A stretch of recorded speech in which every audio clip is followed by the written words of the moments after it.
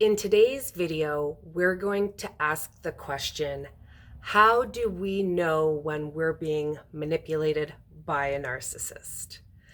We might question whether we're in a narcissistic relationship or not, whether there's a narcissist around us or not, and whether we're being manipulated or not.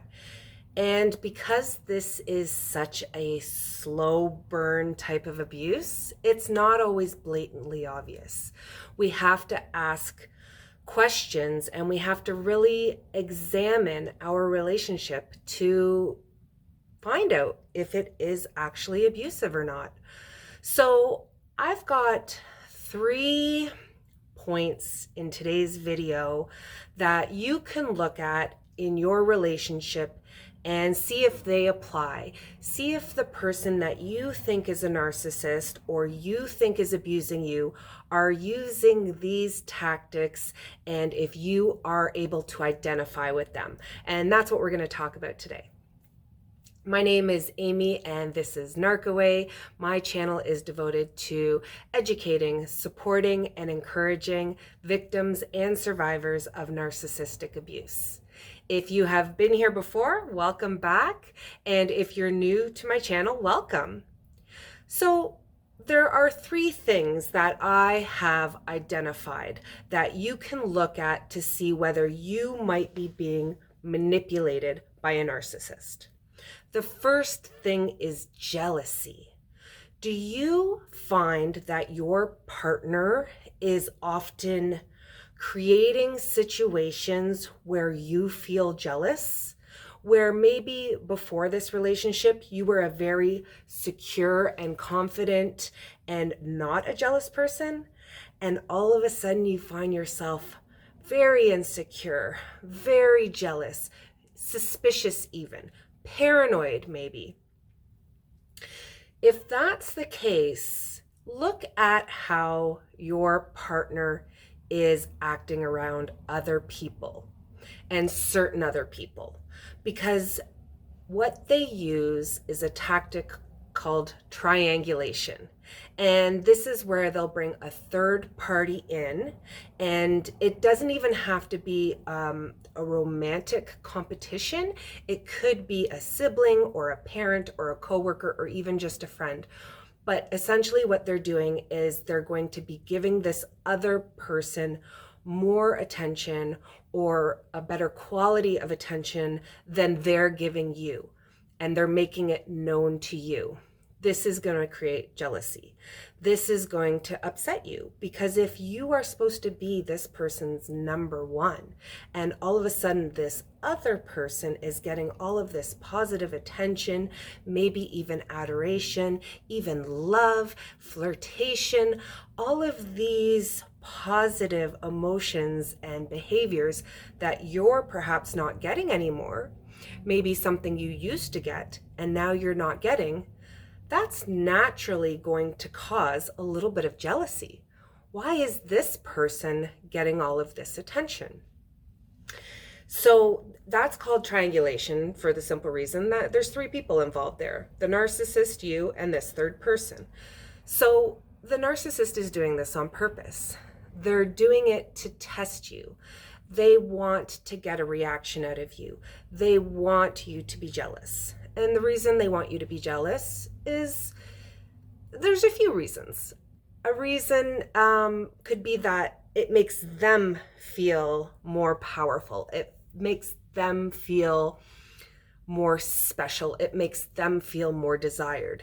They know that they're getting the better of you, and so they take pride in that. They take satisfaction in that.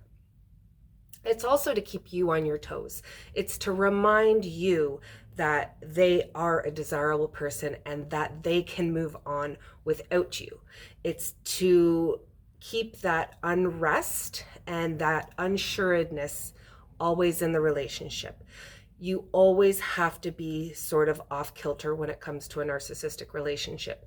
They can't have you feeling too comfortable or too secure ever. So by creating jealousy, that will always keep you a little bit off your game. Plus, jealousy is not a good feeling. You'll also beat yourself up a little bit if you feel jealous, especially if you're not a jealous person by nature. And narcissists can bring that out in you. Trust me, the most secure person will be pulling their hair out with frustration, wondering how the hell they have turned into such a jealous, insecure person. And that's because of the narcissist's inconsistencies and behaviors in the relationship. They also use jealousy as a way to punish you or to get revenge on you. If you have somehow betrayed them or created a narcissistic injury by maybe standing up for yourself or asserting your own boundaries, they need to punish you now. And they can do that by triangulating you, by creating jealousy, by bringing this third party in, again, just to make you feel bad, to hurt you, to cause pain. And knowing that you're in pain, they are going to feel satisfaction. That feels good to them. That feeds their ego and feeds them with the supply that they need. So that jealousy component, if you notice that in your relationship, something that wasn't in your prior relationships and is not a part of your nature, definitely keep an eye on that. Have a look. See if you can identify that when your partner is creating that, a scenario where that's going to come from their actions. That's something you can keep an eye on. The second thing you want to look at is the guilt that the narcissist puts on you. Do you often feel guilty for the smallest things or for things that you don't think you should feel guilty about? For example, if you stand your own ground, if you are assertive with your boundaries, if you call out the narcissist for their bad behavior, do they often spin it back on you and twist it and make you into the bad guy? So now you're feeling guilty about even standing up for yourself, for exerting your rights for human decency?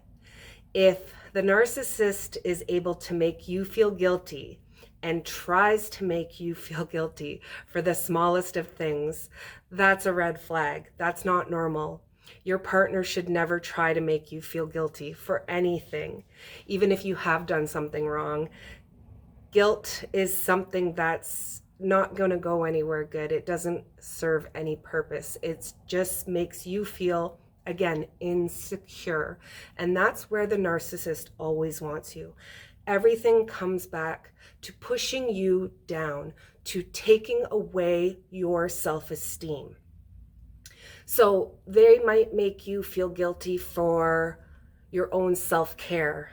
They're going to call you selfish for things that other people would consider self-care.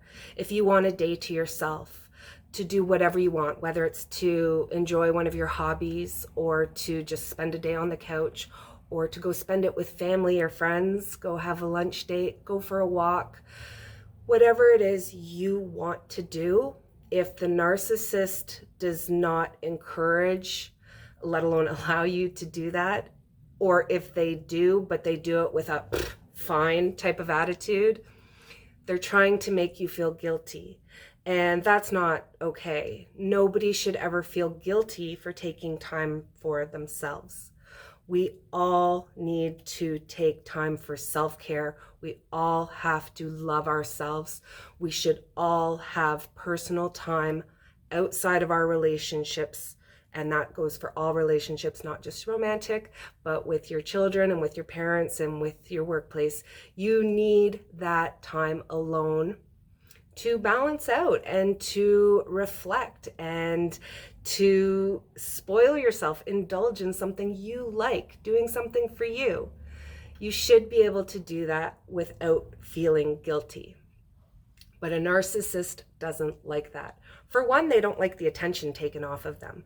They are so selfish that they need your attention all of the time. And when you take that attention and put it on yourself, it's coming off of them. So they don't like that at all. They also don't want you to get stronger. And self-care and self-love strengthens you. They don't want you to be strong. They want to keep you under their thumb and easy to manipulate. That's why they create the jealousy, and that's why they create the guilt. That keeps you insecure and off balance. And then the third thing, the last thing that you might identify in your relationship is threats. Do you find that your partner threatens you? And I'm not talking about physical violence, although that definitely can be a part of it, but do they threaten you with leaving? I'm going to leave this relationship. I'm going to leave this house. I'm going to leave the children. I'm going to leave you with all this debt. I'm going to leave the country. They're going to leave. Basically, they're threatening you and they're scaring you, and they're going to say, I'm done. Now, that was my ex's favorite phrase. I can't even begin to guesstimate how many times I heard the words, I'm done. He threatened me by saying that, and I didn't take that as a threat at the time. I didn't understand that that's what was happening. But we would get in a fight, and at the end of the fight, he always said, I'm done. Now, I knew that I felt really horrible, and I had fear, and I was scared because I thought that that meant he was done with the relationship. And that is what he intended out of it. He wanted me to be scared. He wanted me to think he was leaving the relationship. And he would take off for, days at a time. But he never, ever left the relationship. There was never a breakup or a talk or, a separation. It was just an angry, I'm done, to hurt me, to punish me. And that's what they're going to do to you. They want to scare you. They want to think that your actions have caused the end of your relationship. I said shit. It really is a relationship. The end of your relationship. They want to instill fear into you. They want you to walk on eggshells.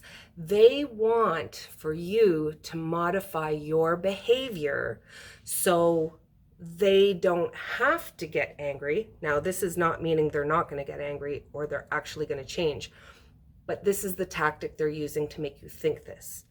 If you think that by changing your behavior, they will change and they will start treating you better, then they win. They get what they want, because what you're going to do is stop confronting them, stop calling them out, stop standing up for yourself, stop doing the self-care and self-love, and you're basically becoming a slave to them. And you're going to do whatever they want, whenever they want, without question.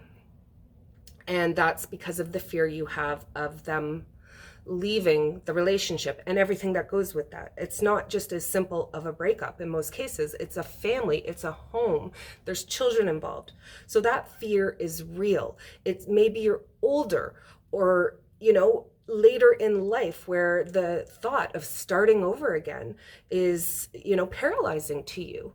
Even if you're younger, that can be really scary. That thought of being alone and dating again when you haven't dated for so long, compiled with the fact that you're so insecure in this relationship, it's really debilitating. It's really, really scary, and it's really hard to overcome, which is why so many people stay in these abusive relationships for so long.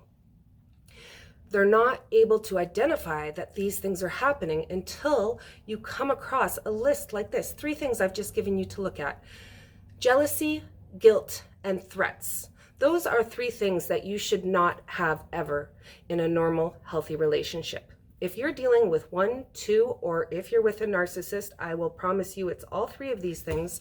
That's not a healthy relationship.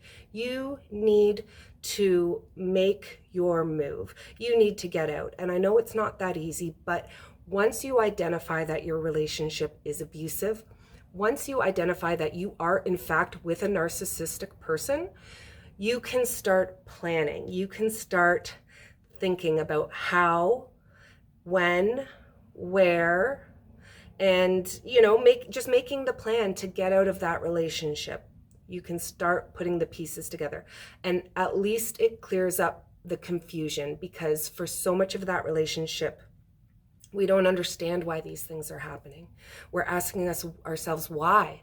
Why does my partner who tells me they love me, maybe they tell you they love you every single day, maybe every single time you hang up the phone, despite all of this abusive behavior, they say I love you every time you hang up. So you think that they love you.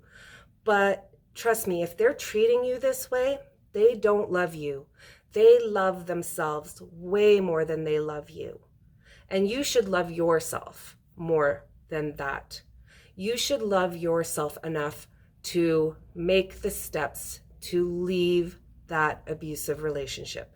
So you really need to get your ducks in a row and make a plan to leave. But the very first step is identifying. So guys, I hope this tells you, or at least gives you an idea, how you can identify if you are being manipulated by a narcissist. Guys, if you liked this video, please go ahead and click the thumbs up. If you don't already subscribe, please go ahead and subscribe now. You can also follow me on Instagram at Narcaway, and I love you all. I'll see you in the next video.